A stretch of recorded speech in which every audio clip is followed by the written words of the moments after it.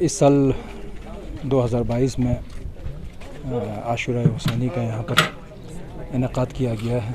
पिछले साल भी हमने आशुरा और अरबईन पदम ज़ांस्कर में मनाया था और इस 10 दिन के जो हमारे मजलिस होते हैं, जो हमारे रिलीजियस गैदरिंग होता है, उसके लिए हमने करगिल से एक scholar, young scholar Sheikh Sajjad विलायती साहब को यहाँ पर दावत दिया।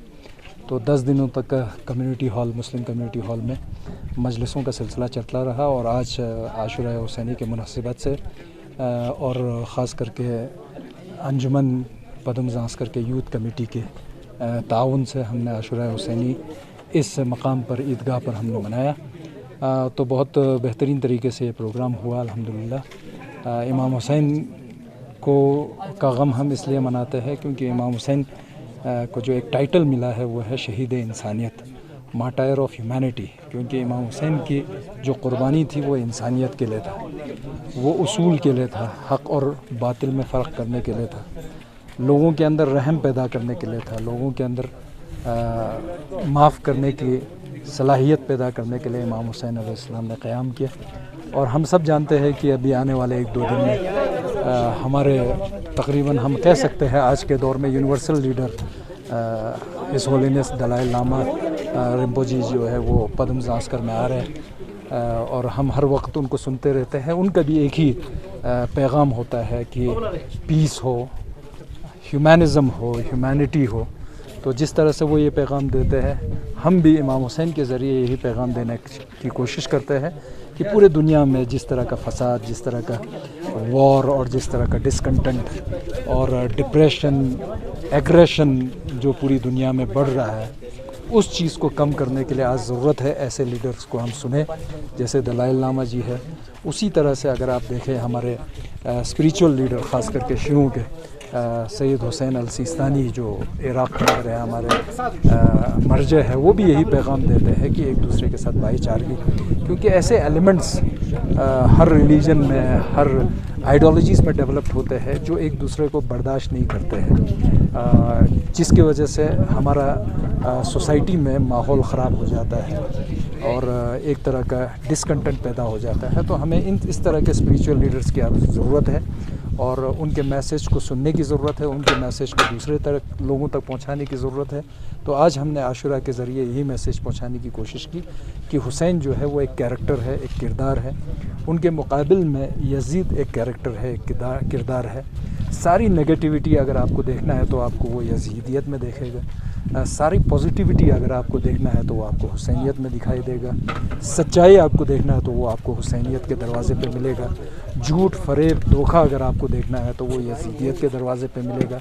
तो ये 2 कैरेक्टर की जंग है, 2 आइडियोलॉजीज़ की जंग है, 2 फ़िक्र की जंग है, जिसमें ज़ाहिरी तौर पर हमें दिखाई देता है कि इमाम हुसैन अपने 72 साथियों के साथ करबला में आशुरा के दिन जो है वो शहीद हुए। अपरेंटली हम देखेंगे तो लोग ये समझेंगे कि यजीद कामयाब हो गया और यजीद ख़ुद ने कहा कि नाउज़ुबिल्लाह, खुदा ने मुझे कामयाबी अता की। लेकिन उसके बाद 1400 साल के बाद अगर हम देखेंगे तो हुसैनियत का पैगाम आज ज़िंदा है, दुनिया के कोने कोनों में यह मनाया जा रहा है, लेकिन यजीदियत को कोई पूछने वाला नहीं है। अगर कोई यजीदियत के तहत थोड़ा सा भी नरम गोशा रखता है तो उसके लिए ये मजाल नहीं है कि वो पब्लिक के सामने आकर यजीदियत का इकरार करे। ये सबसे बड़ा पैगाम इमाम हुसैन ने हमें दिया है और हम कोशिश करेंगे कि इस पैगाम के ज़रिए हमारे लद्दाख के अंदर, हमारे डिस्ट्रिक्ट करगिल के अंदर, हमारे ज़ांस्कर पदम में भी एक दूसरे के साथ भाईचारगी और कम्युनल हार्मनी जो है वो और ज़्यादा मजबूत हो और हम एक दूसरे के साथ बहुत ही अमन और चैन के साथ ज़िंदगी गुजारें।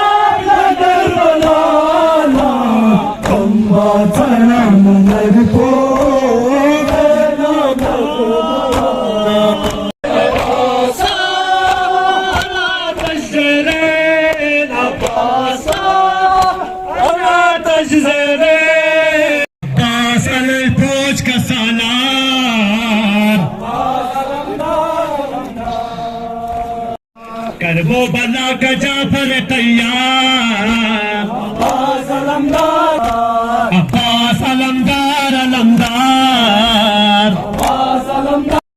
کبھی کبھی ہمیں یہ غلط فہمی ہے کہ حسین صرف اور صرف شیعہ فرقے کا امام ہے، صرف شیعہ لوگ امام حسین کو مانتے ہیں۔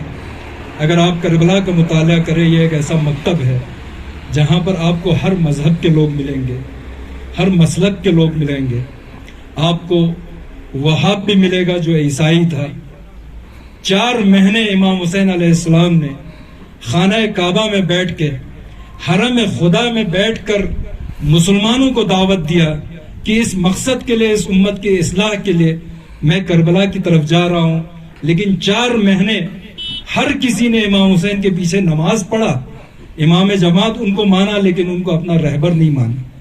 4 مہینے کے تبلیغ کے بعد، 4 مہینے کے مشن کے بعد، اگر ہم مسلمانوں میں دیکھیں، چاہے وہ شیعہ ہو، چاہے وہ سنی ہو، چاہے وہ کسی بھی مسلک سے تعلق رکھتے ہو، 4 مہینے کے بعد صرف 2 نفر نے امام حسین کا ساتھ دیا۔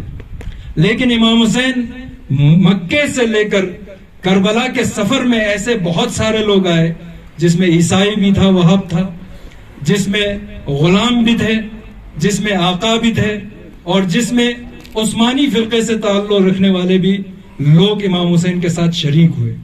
یہ وہ لشکر تھا جہاں پر یزید کا لشکر 1,20,000 کا ہو، وہاں 72، اس میں بھی چھوٹے بچے، بڑے، بزرگ، یہ غلط فہمی میں نہ رہے کہ یہ 2 بادشاہوں کے بیچ میں جنگ تھی، 2 گروہ کے بیچ میں جنگ تھا۔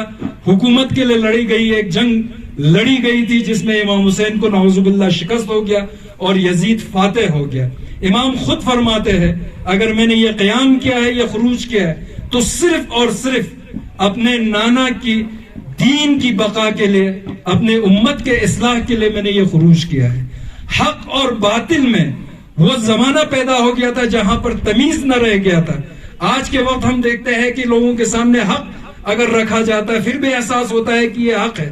بہت سارے لوگ اس کو حق کہنے سے ڈرتے ہیں۔ کسی کے اوپر ظلم ہوتا ہے تو یہ احساس کم سے کم دل میں ہوتا ہے کہ یہ ظلم ہو رہا ہے، اس کا مقابلہ کرنے سے ڈرتے ہیں۔ لیکن وہ زمانہ، وہ اس طرح کا زمانہ تھا جہاں پر یزید نے دین کو ختم کرنے کی کوشش کی، حق کو ختم کرنے کی کوشش کی، باطل کو ہر جگہ پھیلانے کی پوری طرح سے کوشش کی۔ اور آپ دیکھتے ہیں کربلا کے کچھ وقت کے بعد ہی یہی وہ یزید ہے، یہی وہ یزید کا لشکر ہے جس نے خانہ کعبہ کے اوپر حملہ کر کے، خانہ خدا کو پوری طرح سے مسمار کر کے 3 دنوں تک کعبہ شہر جو ہے اپنے فوجوں کے لیے حلال کیا۔ کتنے لوگوں کی عزتیں لوٹی گئی، کتنے لوگوں کا مال لوٹا گیا، اور اس پر اس نے فخر کیا کہ میں وہ اولاد بنی امیہ ہوں جس نے خانہ کعبہ کو مسمار کیا ہے۔ یہ جنگ جو تھی وہ حق اور باطل کی جنگ تھی، لیکن اس جنگ کے اندر بہت سارے ہمارے لیے درس ہے، بہت سارے ہمارے لیے لیسن ہے انسانیت کے لیے۔ کسی نے کہا کہ حسین شہید انسانیت ہے۔ اگر حسین کی شہادت ہوئی ہے تو صرف اور صرف انسانیت کے بقا کے لیے۔ ایسے ایسے لوگ اس لشکر میں شامل تھے کہ کسی کی ماں کے سامنے جب لشکر یزید سے اس کے بیٹے کا سر قلم کر کے خیمے میں پھینکا گیا تو اس ماں نے اس سر کو اٹھایا اور واپس سے یزید کے لشکر کی طرف پھینکا اور کہا، خدا کی راہ میں ہم جو صدقہ دیتے ہیں وہ ہم واپس نہیں لیتے ہیں۔ ان ماؤں کی تربیت وہاں پر کی۔ اگر آپ کو ایک بھائی اور بہن میں کیا محبت ہے، اگر آپ کو یہ دیکھنا ہے تو آپ کو کربلا کے اندر دیکھنا ہے کس طرح سے ایک بہن اپنے بھائی کے مقصد کے لیے دین کے لیے اپنے چھوٹے چھوٹے بچوں کو قربان کرنے کے لیے تیار ہوتی ہے. بھائی اجازت نہیں دیتا ہے, بچے اپنی ماں کے پاس آتے ہیں, کہتے ہیں کہ ماں سے اجازت مانگ رہے ہیں, تو حضرت زینب سلام اللہ علیہ ارشاد فرماتی ہے امامت کے راستے میں ماں کی اجازت کی ضرورت نہیں ہے. امام رہبر ہے, دین کا ستون ہے, وہ جو حکم دے اسی کی اجازت کی ضرورت ہوتی ہے. آج ہم جوان ہیں, ہر وقت ہر روز کسی نہ کسی طرح سے ہمیں آج لگتا ہے یہ بات صحیح ہے, کل لگتا ہے وہ بات صحیح ہے. صحیح اور غلط میں ہمیں تمیز پیدا نہیں ہوتا ہے, جو جس طرف بلائے اس طرف ہم چلے جاتے ہیں. لیکن کبھی آپ نے دیکھا ہے امام حسین کے فرزند حضرت علی اکبر کو جب امام حسین نے بیان کیا کہ کل ہم سب شہید ہوں گے, تمہارے سینے پہ برچھی لگے گی, تو ایک ہی سوال کیا حضرت علی اکبر نے, کہا بابا کیا ہم حق پر ہیں؟ امام حسین نے کہا یقیناً ہم حق پر ہیں. اگر ہم حق پر ہیں تو ہماری جانیں 1000 بار ہمارے روح ہمارے جسم سے نکال دیا جائے تو بھی ہم حق پر قائم رہیں گے. کیا آج کا جوان علی اکبر سے وہ درس لے پاتا ہے کہ حق کو قائم کرے اور حق جہاں پر بھی ہو اس کے لیے کھڑا ہو؟ نہیں, آج ہماری مشکلات یہ ہے, ہم دیکھتے ہیں اپنے مطلب کیا ہے, اپنی ضروریات کیا ہے, اپنا فائدہ کیا ہے, اپنے خاندان کا فائدہ کیا ہے, اپنے قبیلے کا کیا فائدہ ہے, اپنے علاقے کا کیا فائدہ ہے. ہم صرف اور صرف فائدے کی طرف نظر کرتے ہیں, حق اور باطل کی طرف نظر نہیں کیا. جو لشکر یزید میں آیا انہوں نے حق نہیں دیکھا, انہوں نے فائدہ دیکھا, اس دنیا کے طمع کو دیکھا, اس دنیا کے چکا چوند کو دیکھا. حضرت علی اصغر 13 سال کا نوجوان ہے, ایڈولسن ایج میں, آج کے زمان میں ہم کہیں تو ٹین ایج میں ہے.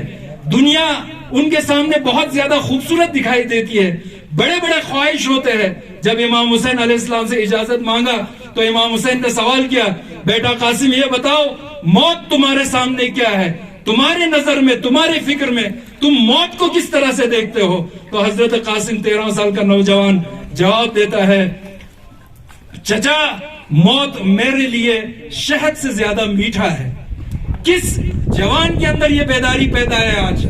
کس طرح سے کوئی نوجوان دین کو اس طرح سے پہچانتا ہے کہ وہ اپنے لیے یہ سمجھے کہ خدا کی راہ میں اگر میں قربانی دے رہا ہوں تو میرے لیے موت جو ہے وہ شہد سے زیادہ میٹھا ہوتا ہے.